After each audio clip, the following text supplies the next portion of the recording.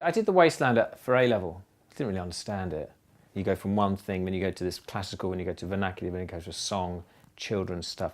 It's like tuning the dial on a radio or going online and just like looking at stuff randomly. It has that same effect. I mean, artists just take what they want, don't they, really? Contemporary art practice is as wide and as varied as the world itself, so... But maybe then, when he wrote that, that was quite shocking to go from high to low art in one line to another. But of course, that's what we take for granted now. Maybe that's what modernism was in the 1920s. That's what it was trying to do after the war. Show there's no hierarchy. And he was just treating everything equally, basically. No one now is alive who fought in the First World War. There might be people alive who lost a parent, possibly, who are really old.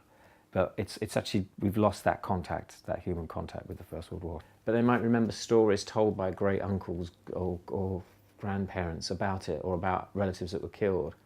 And then I think if people do their family tree, they often find out that, so, you know, great uncle so-and-so or my grandfather fought at somewhere. So we do have that connection because of our own kind of interest in our own history in Britain.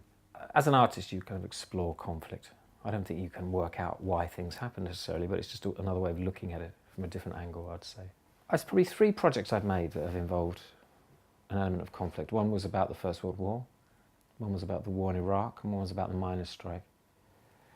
And in a way, those have been the biggest projects I've ever made, really, are about these big issues. I think too much turmoil is not very productive, but it is interesting how some artists make their best work when they're the most strung out or stuff's going on in their lives. But I don't think you can sustain it for a long time. By making work, you're ignoring your problems and you're just putting everything into your work.